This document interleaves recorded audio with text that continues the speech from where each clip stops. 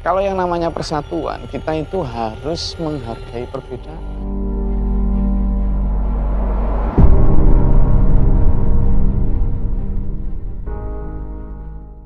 Assalamualaikum warahmatullahi wabarakatuh. Alhamdulillahirabbil alamin. Wa bihi nasta'inu ala umuri dunya waddin. Wassalatu wassalamu ala asrofil anbiya'i wal mursalin sayyidina Muhammadin nabiyil wa ala alihi washabihi ajma'in. Dulur, ketemu kembali dengan saya dalam kajian rutin kita setiap Sabtu malam Ahad setiap pekan. Alhamdulillah, saya dalam keadaan sehat. Semoga dulur-dulur pemirsa dimanapun berada juga dalam keadaan sehat walafiat. Ya, memasuki bulan Agustus, bulan kemerdekaan ini, saya ingin dan berharap juga dulur-dulur dan kita semua dalam keadaan merdeka. Bukan hanya merdeka dari sisi lahir, tetapi merdeka dari sisi batin. Merdeka dari siapa? Merdeka dari cengkeraman setan laknatullah yang sering mengganggu dan membuat kita berpecah belah. Merdeka harus dimaknai sebagai satu bentuk konsep persatuan, terutama persatuan sebagai anak cucu Adam. Itu harapan kita. Maka topik kali ini kita akan bicara tentang persatuan. Meskipun persatuan nanti bisa kita maknai secara subjektif maupun objektif, tapi kita coba bedah dari persatuan umat ya. Saya kali ini ditemani oleh teman setia saya ini. Bisa diperkenalkan sendiri sama ini. Oh ya, nama saya Mizan Ibrahim. Ya. Saya aslinya Lombok Apa Timur. pekerjaan tiap harinya Mas Mizan? Sekarang jadi guru, Gus. Oke, Mas Mizan, karena sampean diundang di sini ngobrol sama saya, mungkin ada yang mulai bisa yang selama ini mungkin dalam konteks persatuan sehingga nanti juga bisa menjadi bahan pertimbangan para pemirsa dalam menjalani hidup ini. Apa? Kita ini kan satu bangsa. Ya, terus kenapa? Harusnya itu kan yang namanya satu bangsa ya harusnya bersatu. Tapi saya melihat kok selama ini kok malah terpecah belah. Nah, coba berikan kami bagaimana untuk bisa agar umat atau bangsa ini bisa bersatu antar sesama. Jadi sebenarnya konsep persatuan itu dan kesatuan itu beda ya. Kalau konsep persatuan dan kesatuan, kalau kesatuan itu kan satu kesatuan, satu yang sifatnya kebendaan, sesuatu yang memang benar. Tapi persatuan itu proses. Jadi di mana kita kalau bicara persatuan dan kesatuan itu adalah antara proses dan hasil. Nah, selama kita belum mungkin kalau negara kesatuan Republik Indonesia, kita akan bicara tentang satu hal yang memang sudah paten dari Sabang sampai Merauke. Tapi proses persatuan, di dalam persatuan ini, di dalam kesatuan ini ada hal-hal yang dalam persatuan itu bisa jadi berbeda-beda, tapi mereka tetap bersatu gitu loh. Jadi kalau yang namanya persatuan, kita itu harus menghargai perbedaan. Bukan kemudian menyeragamkan. Karena kalau menyeragamkan itu kayak tidak mungkin Mas Mizan. Tidak mungkin. Baik kita sebagai bangsa Indonesia maupun kita sebagai umat Islam. Karena memang ya sudah begitu memang. Begitu dalam arti gimana? Bukan kok kemudian saya membenarkan perpecahan. Beda loh ya. Membenarkan perpecahan dengan menghargai perbedaan itu beda. Ini yang perlu dipahami. Jadi menurut saya kita menghargai perbedaan, gitu, tapi tidak membenarkan perpecahan. Nah ini kadang dibenarkan. Orang bicara tentang Bhinneka Tunggal Ika itu yang sering kadang dipahami itu hanya binekanya, tapi tunggal ikanya nggak diadap gitu. Nah sekarang selama ini yang mohon maaf bisa saya sampaikan dan kita rasakan bersama, kita hanya ngobrol di binekanya, di perbedaannya, tapi tidak mau ditunggal ikanya. Padahal untuk menjadi tunggal ika di berbineka ini ada proses saling menghormati, saling menghargai, open minded. Jadi kita itu ketika di dalam mencapai kesatuan, proses persatuan ini harus dipahami bahwa saya bisa jadi berbeda dengan orang lain, tetapi tetap harus dalam satu kesatuan. Dalam Islam juga begitu, gitu. Nah, gimana? Nah, ini kan juga kalau tadi kan pertanyaannya dalam satu negara. Tapi kalau lebih rinci lagi dalam satu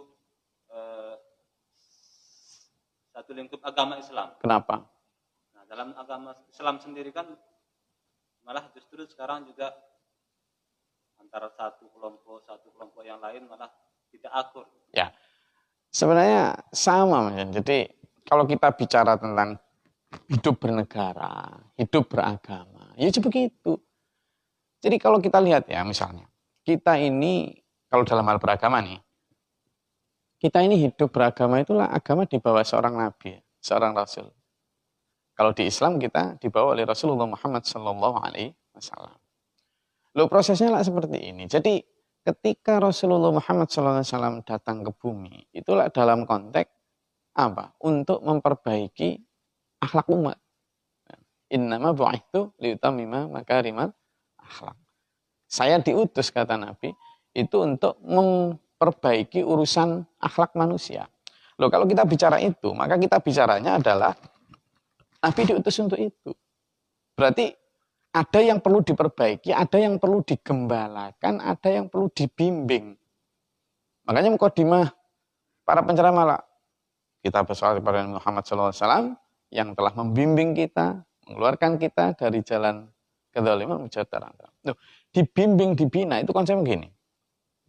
Jadi ketika Rasulullah Muhammad SAW masih hidup, ya, membimbing umat, membina umat, itu ibaratnya seperti ada ternak, kambing, sapi atau apa di tanah lapang gitu ya.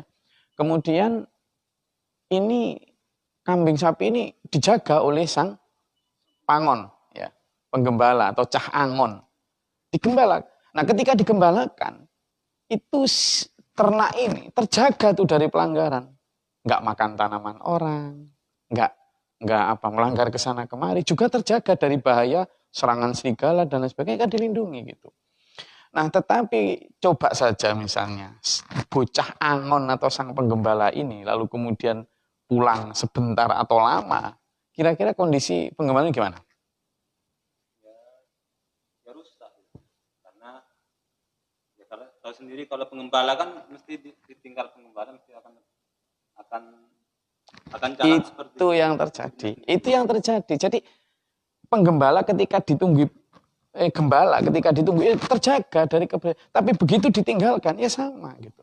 Nah, umat ini ketika ditunggu oleh Rasulullah Muhammad SAW terjaga dari perpecahan, terjaga. Tapi begitu ditinggalkan dalam jangka lama ya sudah. Ada satu hadis Rasulullah bersabda setelah sholat isya.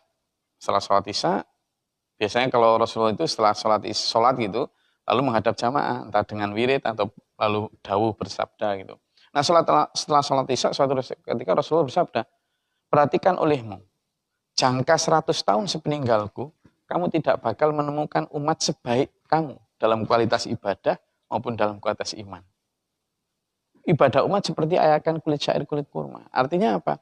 Kulit syair, kita tahu ya, kayak dulu padi kalau diayak itu, diinteri itu kan nanti terus kemudian gabuknya itu minggir itu.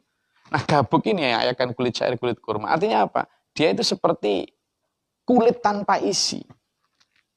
Buah yang tinggal isinya gitu loh.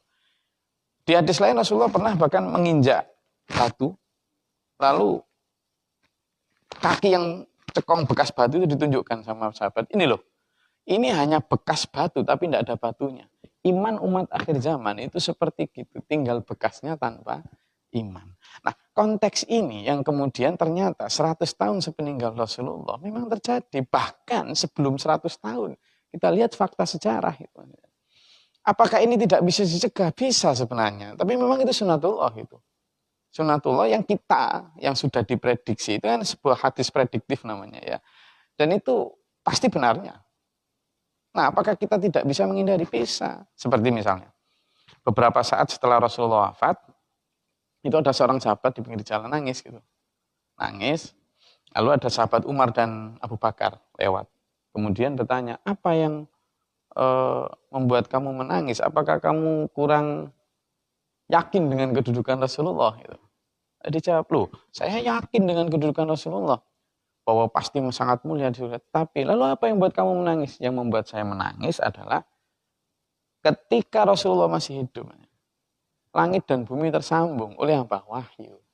Ketika kita akan menafsirkan satu ayat, satu hadis, satu apa, keliru, ada yang bimbing, dan bimbingan pasti benar. Tetapi ketika kita ditinggalkan Rasulullah, langit bumi sudah tidak tersambung. Kita memang ditinggali oleh Quran dan hadis, tetapi kita tidak tahu penafsiran kita kadang berdasarkan nafsu. Abu Bakar dan Umar mendengar itu langsung nangis juga ikut. Loh, kalau di tingkat Abu Bakar dan Umar saja kadang khawatir akan perpecahan yang timbul karena perbedaan penafsiran. Loh, kok kita merasa enjoy saja. Nah, ini yang membuat gitu. Jadi memahami perbedaan itu tidak kemudian membenarkan perpecahan, itu berbeda. Itu.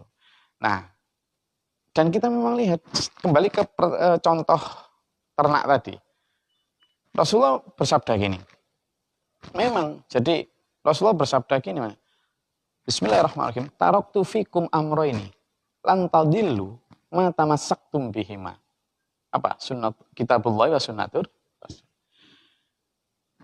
Aku tinggalkan kamu dua perkara. Quran dan hadis. Jika kamu tidak akan tersesat selamanya, lan tadillu abada. Kamu tidak akan tersesat. Apa? Ma tamassaktum bihima, barang siapa yang berpegang teguh pada keduanya. Kalau kita lihat wa'tasimu bihablillah jami'ah, kemudian kita lihat bahwa anggaplah Quran dan hadis itu seperti dua tali yang mengekang kita di leher kita. Itu seperti misalnya ternak tadi ya, di tanah lapang tadi. Misalnya ternak tadi masing-masing dikasih apa?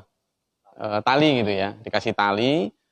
Lalu ketika tali ini dipegangi oleh sang penggembala, dia nggak akan kemana-mana tuh. Benar-benar mematuhi penggembala. Tapi ketika penggembala pergi, entah pulang atau apa, tali memang masih ada di leher. Tapi kira-kira si ternak ini gimana? Ya, tali masih ada, tapi dia dibawa tali itu ke sana kemari menurut maunya kambing gitu. Kita pun demikian. Kita ditinggali dua perkara, dua tali, Quran dan hadis. Ketika Rasulullah masih hidup, masih ada tuh tali yang memegang tali kita. Ada perbedaan pendapat antara Umar sama Abu Bakar misalnya. Diluruskan sama Rasulullah. Dan ketika begitu putusan ada pada satu atau dua pihak, satu pihak, sami'na wa ta'na. Kami mendengar dan kami taat. Rukun.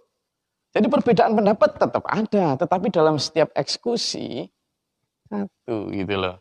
Dan masing-masing menghargai. Nah, tapi Mas Mizan, begitu Rasulullah wafat, Quran dan hadis memang masih nempel di leher manusia. Banyak dari kita yang masih hafal Quran dan hadis.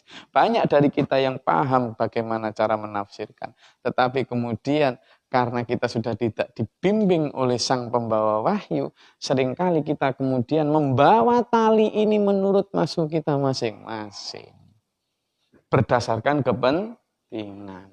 Kepentingan politik, kepentingan harta, kepentingan pribadi, golongan, kelompok. Ini yang membuatnya. Sama-sama ahli mufassirin. Dia memenuhi kriteria 12 kriteria atau berapa belas kriteria sebagai seorang. Sama-sama. Sama-sama lulusan mbuksa. Tapi itu tadi. Nah, apakah kita kemudian melarang perbedaan? Kita tidak bisa melarang perbedaan. Ini perbedaan itu niscaya. Cuma jangan berpecah belah. Perbedaan dalam diskusi oke, tapi dalam hal eksekusi, ayo kita melihat umat, kemaslahatan umat seperti apa. Nah, itu Mas Misan sekilas. Gimana? Mau bertanya nih? Ya. Saya ini kan seorang guru. Jadi kadang anak-anak itu bertanya begini. Nah, selain saya belajar, ini kan sama-sama belajar.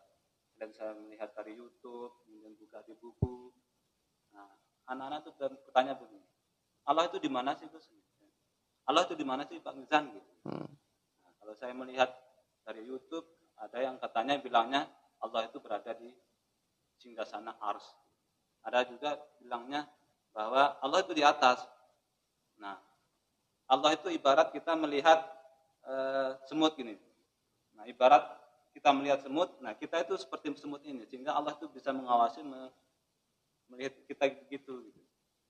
Seperti itu. Apakah bagaimana yang saya harus jawab kepada anak-anak atau kemudian saya Iya. amalkan dalam Zaman sedang memberi contoh perbedaan pendapat ya. Iya. Oke.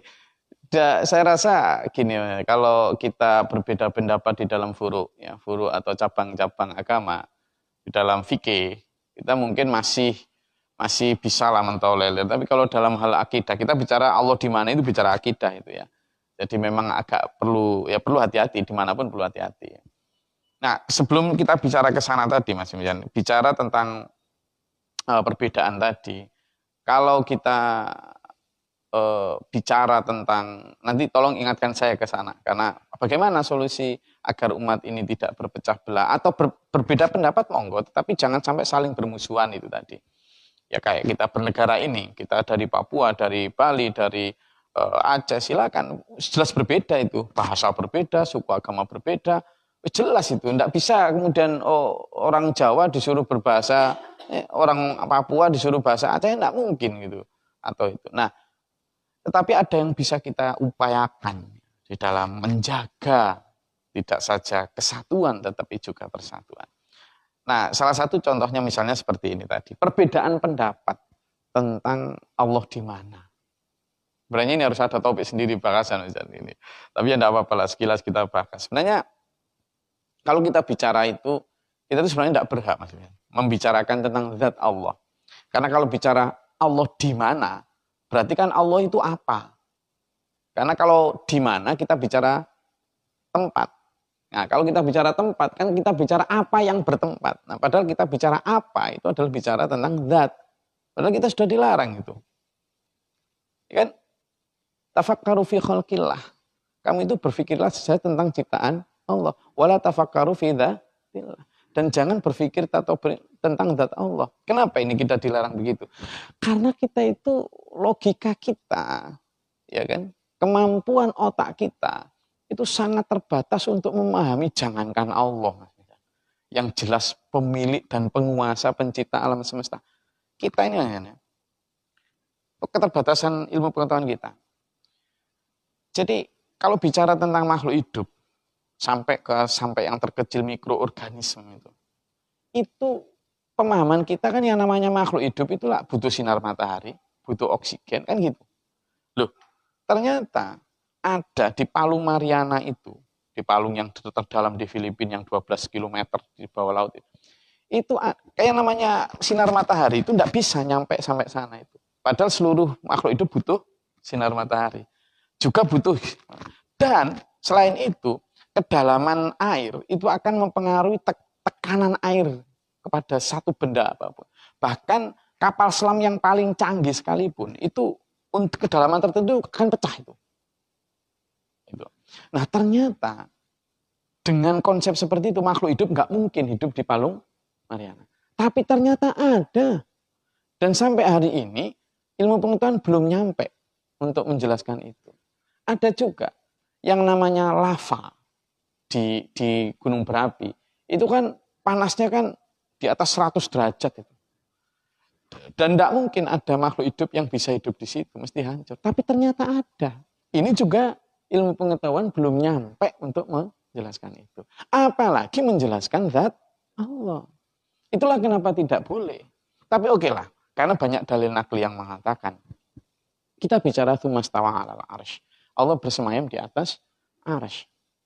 Monggo silahkan berbeda pendapat, silahkan mengatakan di atas, silahkan itu hak para mufassirin. Tapi bagaimana sesungguhnya? Kalau bicara tentang Allah, kita tidak bisa melogikakan Allah seperti logika kita. Tidak bisa kita mengumpamakan Allah seperti kita. Misalnya, Allah duduk di singgasananya.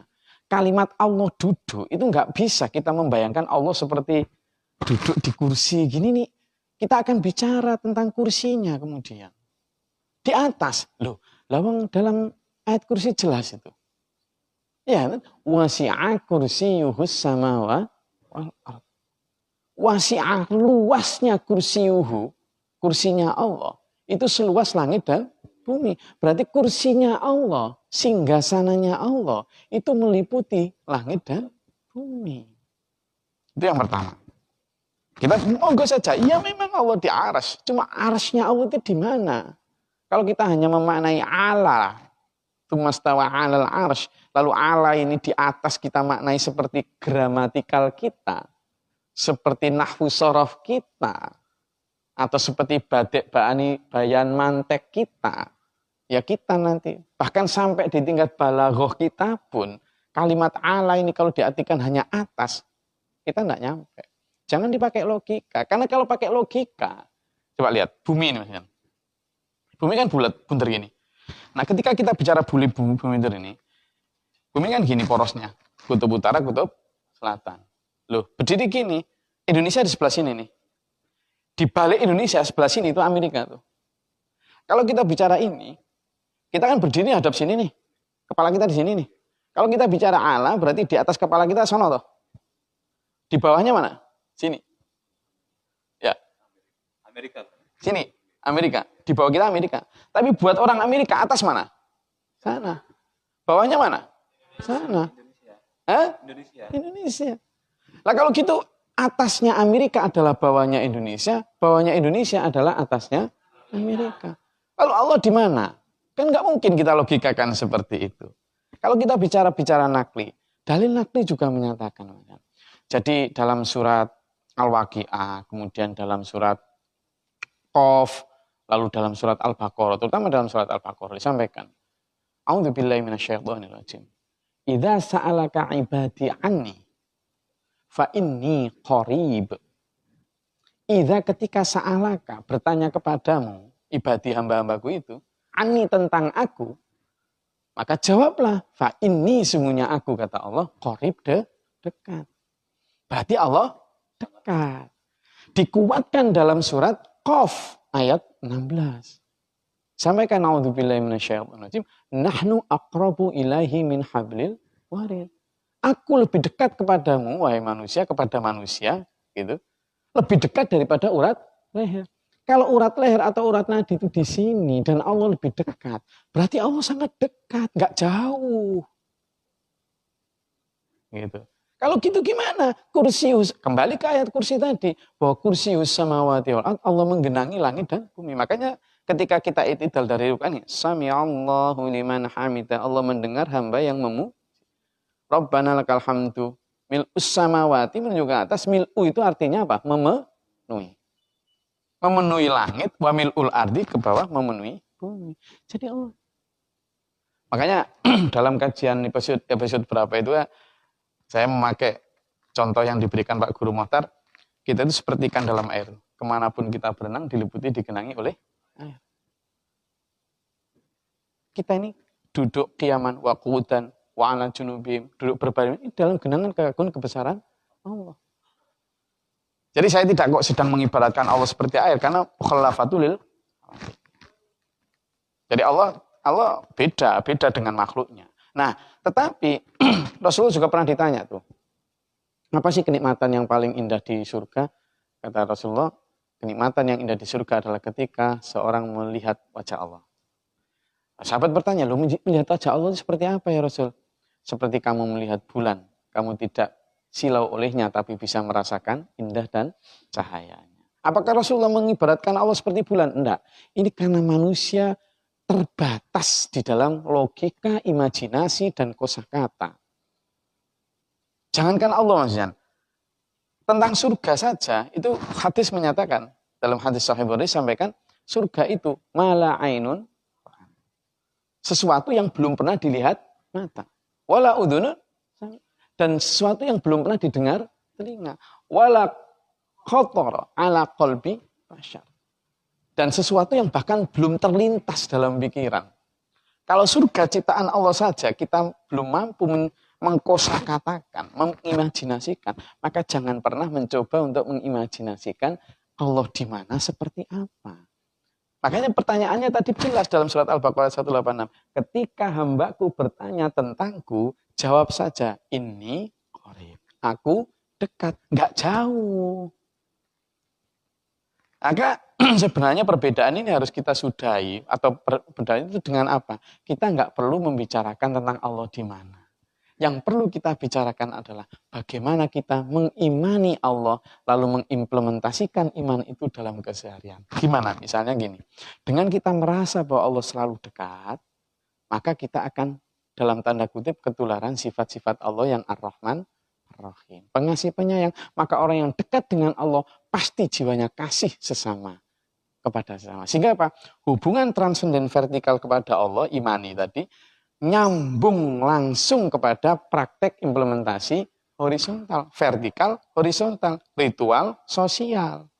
Daripada kita hanya bicara utak-utik di mana Allah, kita itu imani Allah bahwa Allah dekat, maka dengan kedekatan itu kita akan tertular sifat Allah yang Ar-Rahman Ar-Rahim, kita menjadi pengasih penyayang, sehingga kemudian kepada sesama.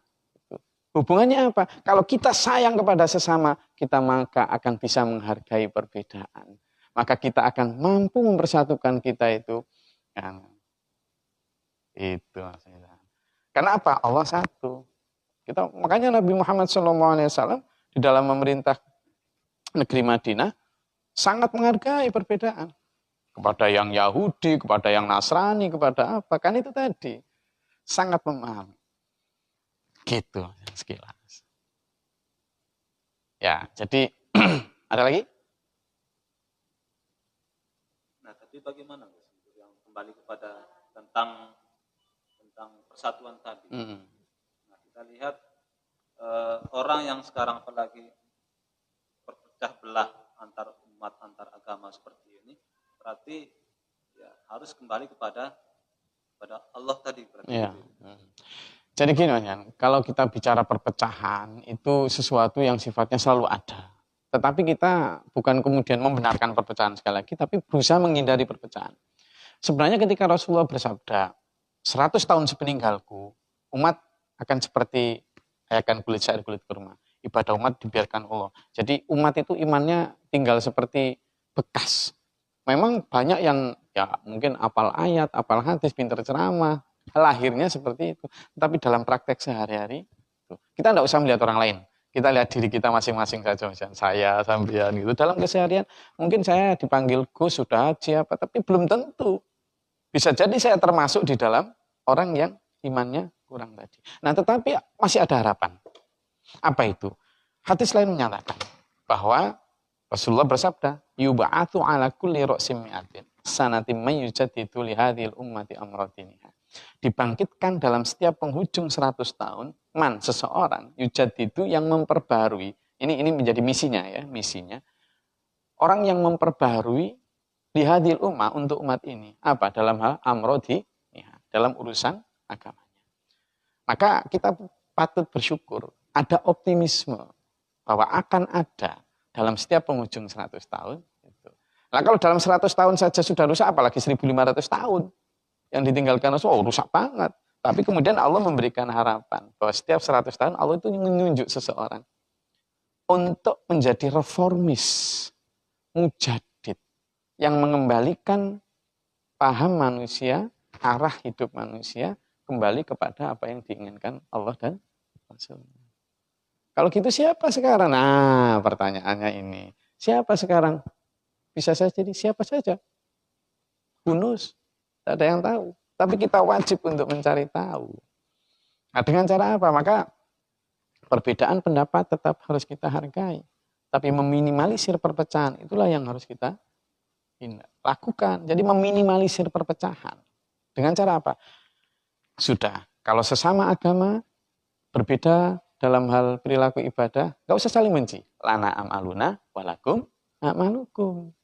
Amalku adalah amalmu, amalmu, amalmu. Sudah, gak usah saling mencaci. Jangan bikin grup-grup yang kemudian, wah ini satunya menyesatkan yang lain. Gak usah, itu manas-manasi umat.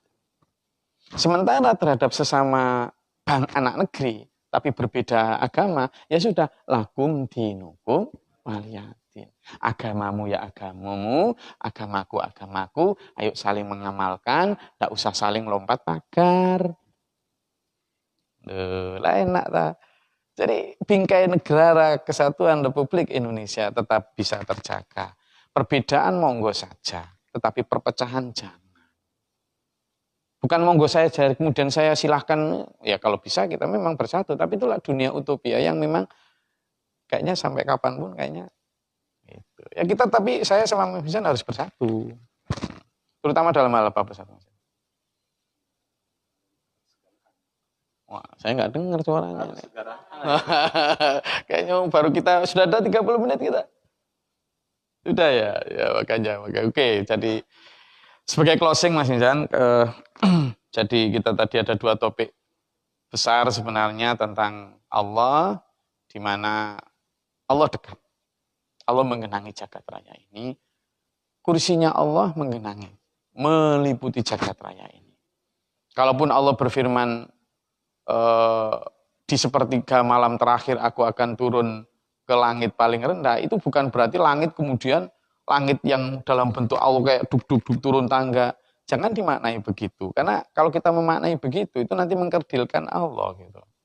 Sekali lagi. Demikian pula. Kenapa? Karena kalau kayak gini, barang siapa yang mendekat kepadaku atau dengan merangkak, maka aku akan mendekatnya dengan berjalan. Barang siapa yang mendekat kepadaku dengan berjalan, maka aku akan mendekatnya dengan berlari. Barang siapa yang berlari kepadaku, aku akan berkuda kepadanya.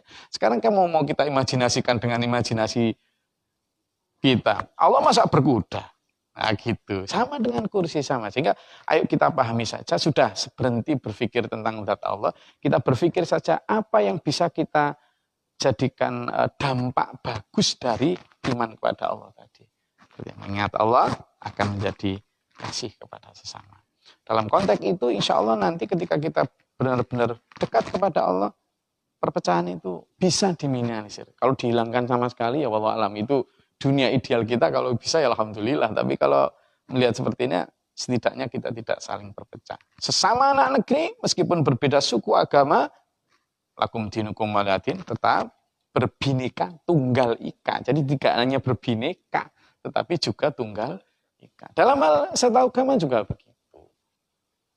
Saya rasa itu topik kita pada malam hari ini. Dulur semua dimanapun berada, semoga tidak ada hal yang menyinggung sara.